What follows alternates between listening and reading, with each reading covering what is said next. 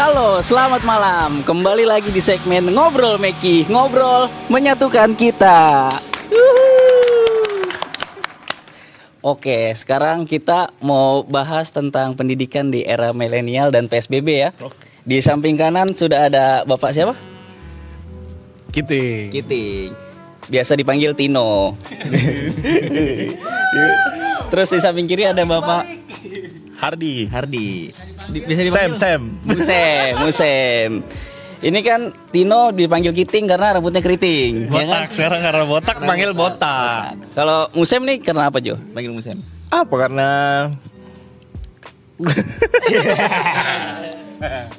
Muka semi, soalnya sering nonton semi.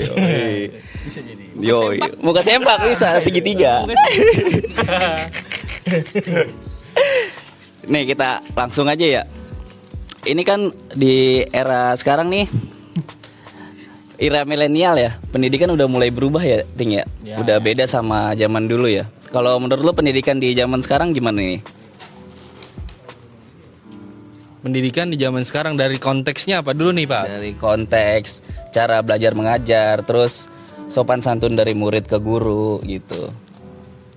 Oke, kalau dari cara belajar, mungkin karena sekarang lagi eranya milenial gitu ya, lebih pada konteksnya digital, di mana siswa belajar terkait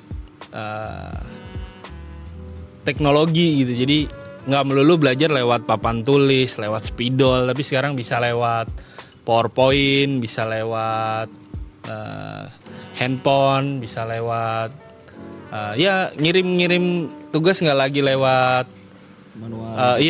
lewat fisik pakai buku gitu. Sekarang ada email, jadi siswa lebih ke pada lebih ke teknologi lah, lebih gadget gitu bahasanya ya. Nah itu yang pertama. Terus yang kedua tadi apa? Terus dari kelakuan atau sopan santun murid ke guru. Kalau sopan santun itu atau attitude ya, lebih ada yang tergantung pembawaan kita sebagai guru sih Pat gitu.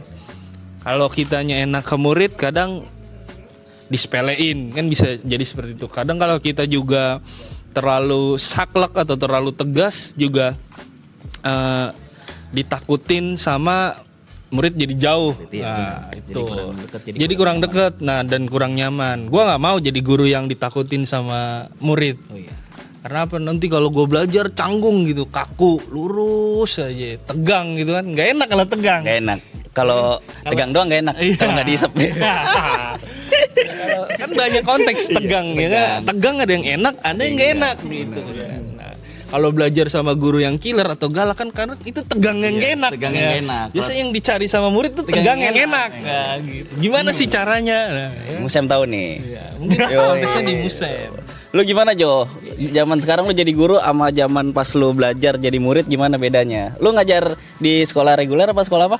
So kalau gua ngajarnya di sekolah alam. Alam gaib. Itu bisa seperti itu. Bukan, itu cuman metode sih sebenarnya. Metode kan banyak. Kenapa sekolah itu ada reguler, umum sama sekolah alam. Nah, sekolah alam itu menganut dia sistemnya dia lebih ke arah ke akhlak, bukan ke akademisnya. Karena kalau akhlaknya sudah baik, insya Allah akademis akan mengikutinya. Gitu. Ikut baik gitu ya. Terus di era pandemi atau PSBB kayak gini, kesulitan lu berdua dalam mengajar apa nih?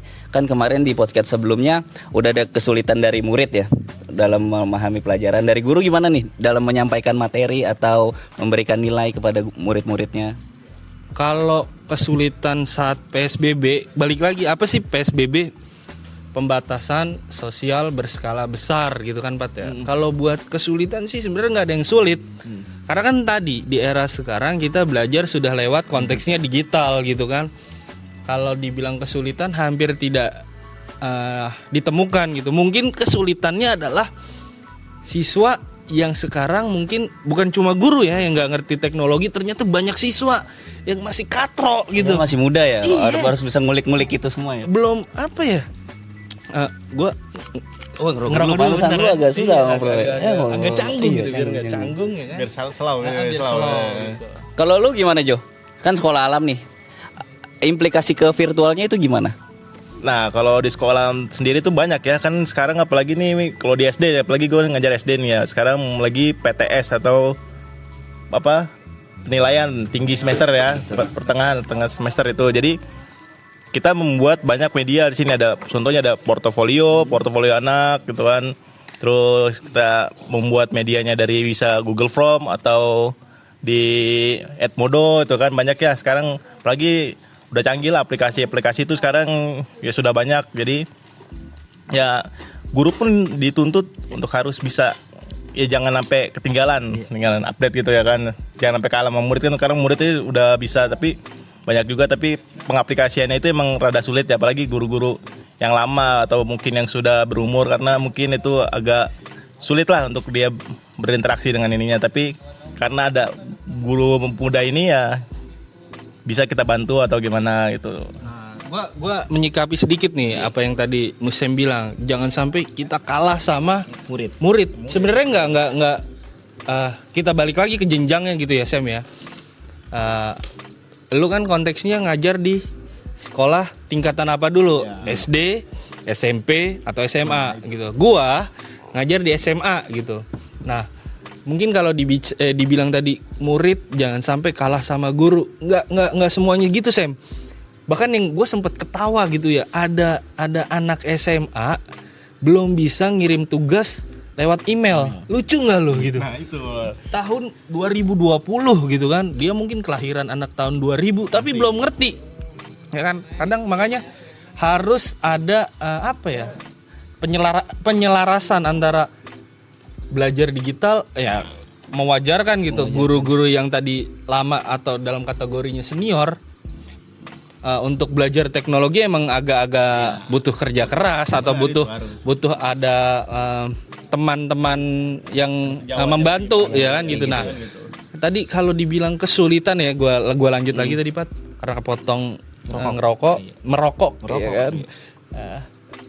Kesulitannya kalau di era PSBB itu buat guru nggak ada. Kesulitannya mungkin ya kesulitan secara intern, mulai dari handphone rusak ya kan, karena saking banyaknya guru yang tadinya nih handphone nggak yang dipakai cuman Instagram, WhatsApp, tiba-tiba harus ada email, ada Google Classroom gitu, buka YouTube. Nah itu mungkin kesulitannya secara intern. Tapi kalau bicara kesulitan PSBB itu nggak ada menurut gua. Balik lagi ke individunya. Ya kan, kita jaga jarak, kita pakai masker, ya kan, mengajarkan. Sebenarnya konteksnya untuk pendidikan sekarang belajar untuk jaga jaga kebersihan kali ya. Nah itu juga harus diajarkan sejak dini. Nah itu sih menurut gua. Jadi dari pengajarnya juga harus mengajarkan hal-hal yang sebenarnya nggak ada di sekolah ya. Nggak melulu tentang belajar email, ngunggah tugas ke email, belajar tentang Google Meet, gimana tatap muka secara virtual gitu kan lucu. Gue pernah belajar secara virtual di sekolah ini kan. Keunikannya belajar ada plus minusnya gitu kan. Belajar virtual itu gue lagi ngajar gini ya, konteks tatap muka, tiba-tiba ada nyokapnya lewat gitu, ya kan, pakai baju, pakai baju ya, kepo gitu kan, iya, pakai baju dong ya kan, tapi nggak tahu pakai celana apa enggak ya kan, ada yang sama tahu baju dong, daster ya kan. Nah, jadi ketika belajar dia nyokap tuh kepo, nyokap ini lagi ngapain deh ya kan. Nah itu kan gangguan yang tidak dialami orang tua zaman dulu ketika sekarang gitu. Sekarang beda. Makanya ada orang tua yang kaget ketika anaknya mah atau pah gitu, atau om atau tante gitu kan dia. Jo. Iya Jo. Bisa. Itu ini ngirim email gimana? Nyokapnya juga nggak tahu ya kan. Nah itu apa? Mungkin impact dari PSBB atau sekolah dari rumah, atau bahasa intelektualnya BDR apa tuh? Belajar dari rumah ya kan. Bukan singkatan. SFH. Sekolah School from home. Bisa. Ini kan konteks dari anak SMA ya yang udah mulai mengenal. Kebetulan gue ngajar di tingkatan SMA gitu. Makanya gue kadang dalam hati gue lucu ya, kok anak SMA gitu. yang katanya era milenial gitu kan, anak gaul, anak yang digital gitu, nggak ngerti gitu. Itu ada gua pelajari, emang dia dampaknya ada dulu ketika SMP-nya dia dari pesantren, Pak. Bener-bener dia Jaga gitu. bukan dijaga, Sam, bener-bener di pesantren kan nggak diajarin gimana main handphone gitu kan. Bener-bener akhlak dan bakat gitu kan.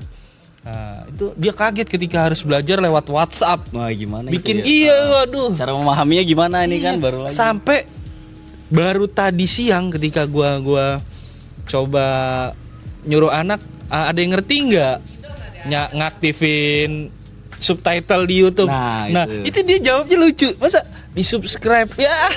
Sukses mah channel Peace Corner Universe.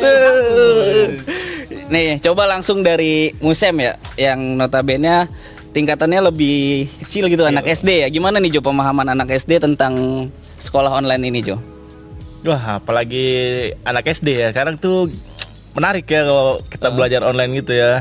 Karena ya kalau kita belajar online, anak itu kan namanya anak SD, apalagi sih gua di kelas 4 sekarang nih, kelas 4. Tuh konsentrasi, fokus tuh masih sangat minim lah jatuhnya ya. Itu nggak bakal bisa lama. Jadi misalnya kita ngajar sejam ya, paling dia fokus bangsa kurang lebih 15 menit atau 20 menit itu paling maksimal. Karena Ya. kalau itu pasti diganggu, apalagi kalau dia punya adik atau punya ini kan pasti ya, atau mungkin di sampingnya ada mainannya dia ya kan. Iya, mau buang air kecil, ada banyak ya. Karena yang kayak gitu tuh itu gangguan-gangguan yang menurut kita tuh ya wajar, jadi kita wajarkan lah. Jadi untuk anak SD ya, mungkin kalau untuk tingkat SMK kan beda lagi, karena mungkin dia itu udah lebih dewasa, pemikirannya juga udah ya sudah matang lah ya. Udah. Mungkin tadi kalau anak SD ada hal-hal yang buang air kecil atau buang air besar gitu. Kalau anak SMA lebih lucu lagi, Sam. Gue lagi belajar, tiba-tiba ada notif WhatsApp, notif IG atau notif YouTube. Nah, pembelajaran gue kadang terhenti di situ. Wah, daripada gue belajar online, gue coba nonton ini dulu deh, nonton YouTube-nya dulu gitu kan. Nah, itu anak-anak ini namanya anak SMA gitu ya. Itu wawasannya udah luas. Pendekatannya mungkin pendekatan anak SMA lebih secara logika gitu ya. Dikasih tau, ini kita belajar dulu, baru nanti setelah pembelajaran kita santai-santai boleh buka YouTube, IG, cari-cari informasi lah. Ya yang tadi gue bilang, kalau di zaman dulu kita belajar konteksnya hanya buku, kalau sekarang kan ada internet, ya kan? Ada ya banyak lah tautan-tautan yang bisa dijadikan sebagai sumber referensi belajar gitu kan. Ini malah ada cerita menarik dulu. Jadi gue sempat ngajar sama Kiting ya, satu kelas, satu kelas 2 guru, jadi magang ya. Kita kuliah. Magang. Jadi kan kita berdua teman kuliah, Jadi ini calon guru gagal. Ya. Jadi pernah gue ngasih materi. Muridnya tuh langsung nyeletuk. Ini mah yang gue pelajarin semalam. Dia udah nyari duluan jadi di Google gitu ya. Jadi kan gurunya ya mati kutu udah. Belajar itu doang ya kan.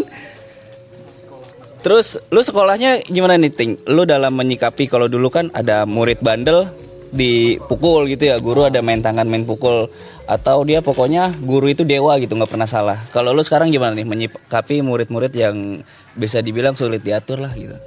Ya balik lagi tadi Pat yang gue bilang, lu mau jadi guru seperti apa dulu gitu kan. Kalau gue dari dulu pengen jadi guru yang gue sukain ketika gue jadi murid gitu.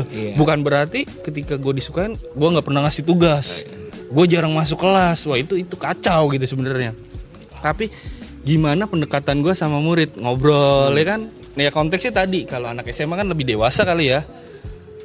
Gue ngobrol tentang pengalaman gue dulu sekolah. Nah bicara gue menyikapi tadi, menggarisbawahi sedikit tentang anak yang dipukul sama guru gitu kan ya. Nah, sebenarnya lebih banyak sekarang Pat. Sekarang ya. Iya.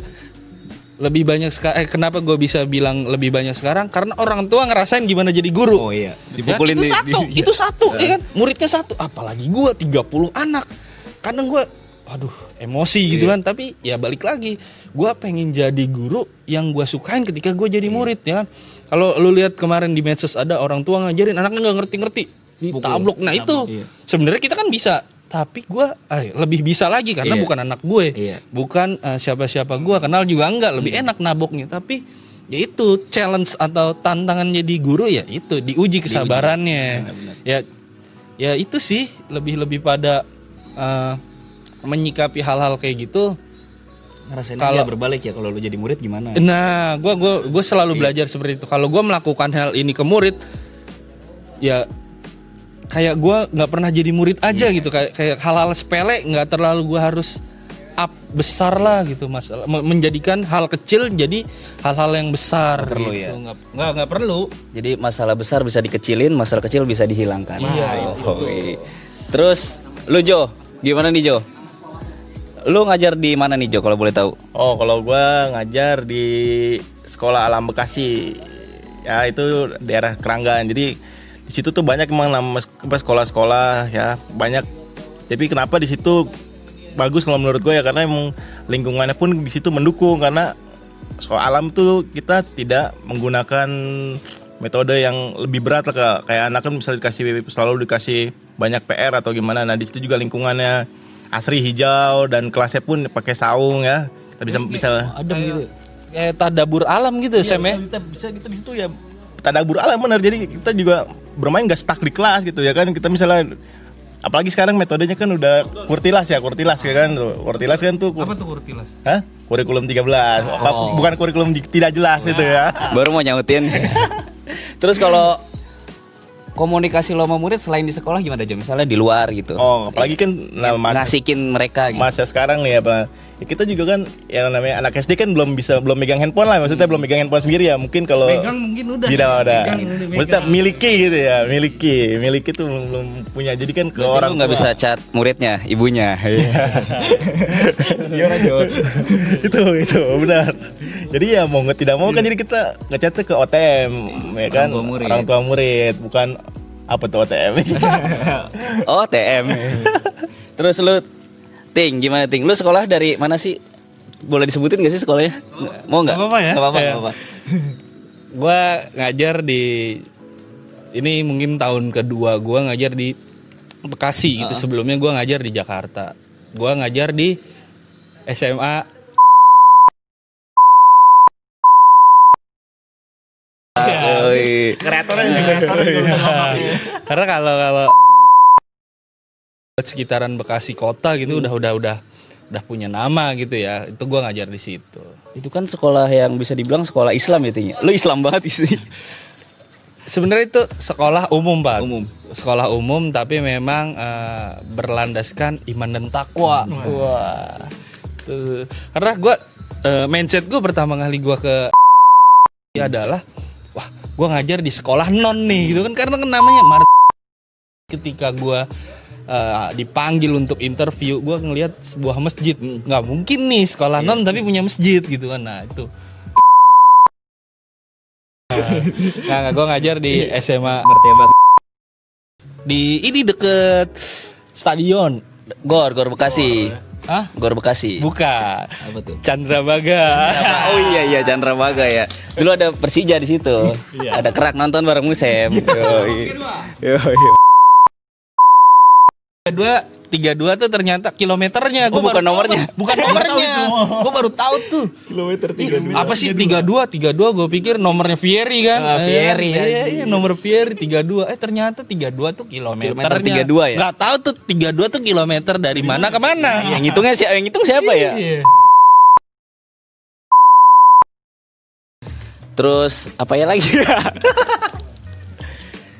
Gimana nih?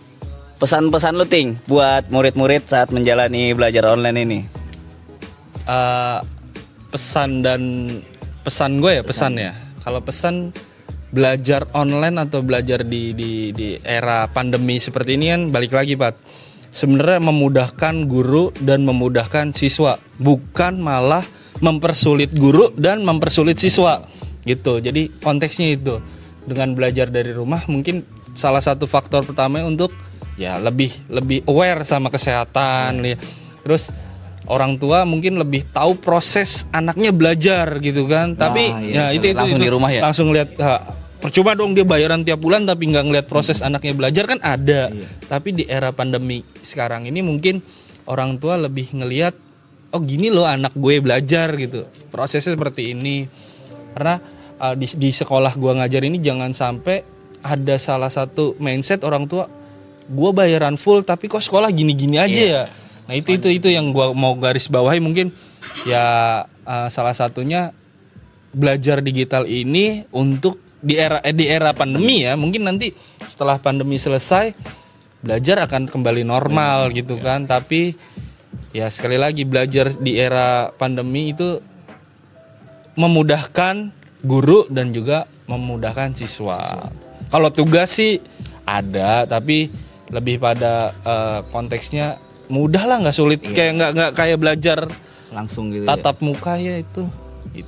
Terus kalau lu Jo, gimana Jo? Ini kan buat anak-anak SMA tadi, buat anak-anak SD atau orang tua muridnya gimana nih supaya belajar online ini lebih didapetin gitu manfaatnya? Oh, kalau menurut gua nih ya, pesannya ini supaya belajar itu menyenangkan ya, kita harus dari gurunya juga sih harus bisa mencairkan suasana ya kan. Dan jangan, Itu penting tuh mencairkan suasana. harus itu. Terus jangan sampai belajar itu menjadi beban ya kan, karena kita sudah menganggap pembelajaran itu menjadi beban pasti akan sulit terus ya kan.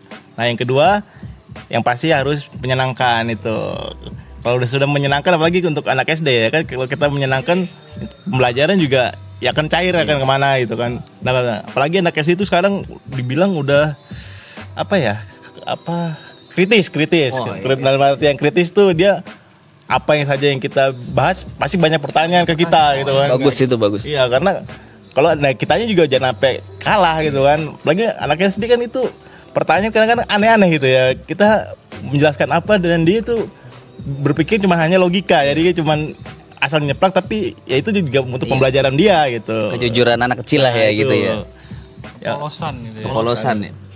Terus Ting, lu kan ngajar SMA Ting. Murid SMA cakep-cakep gak pemikirannya? Pemikiran apa fisiknya nih? Ya. Boleh fisik kan ntar gue follow.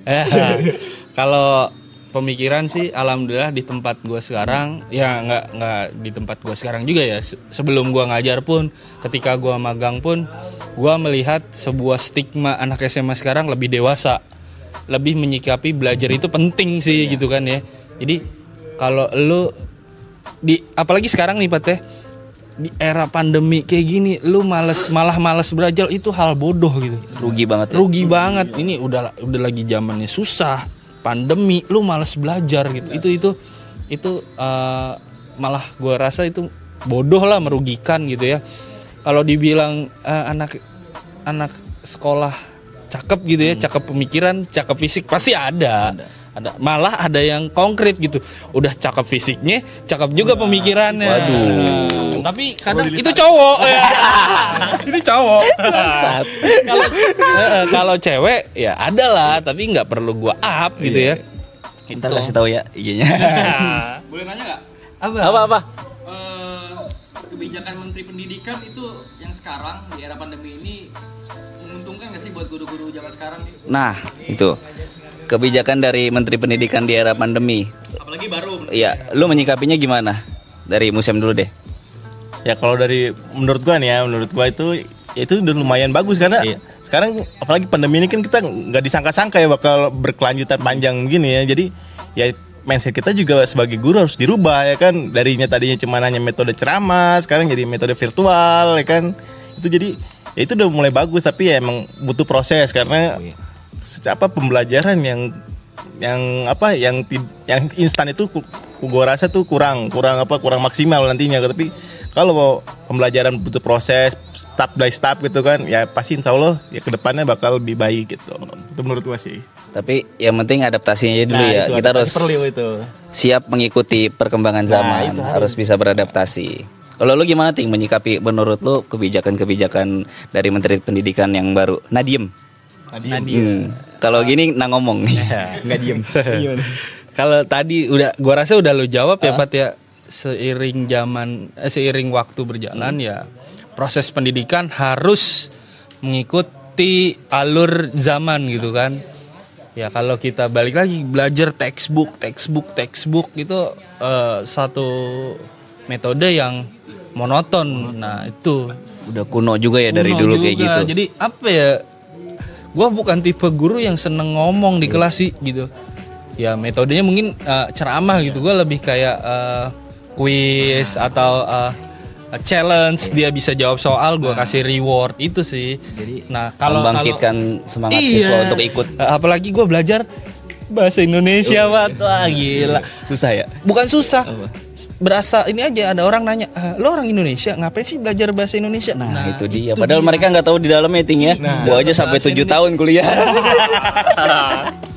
Jadi gua dulu kuliah sama Kiting, dia lulus duluan, tapi dia nemenin gua sampai skripsi gua kelar. Makasih Ting. Selamat ulang tahun yo. Oke, kita akhiri saja ya pembicaraan atau podcast Meki pada malam hari ini. Untuk kesimpulannya dari semua ini adalah tetap berjuang melawan pandemi corona. Terima kasih pemerintah dan guru-guru yang sudah memberikan kecoa aja.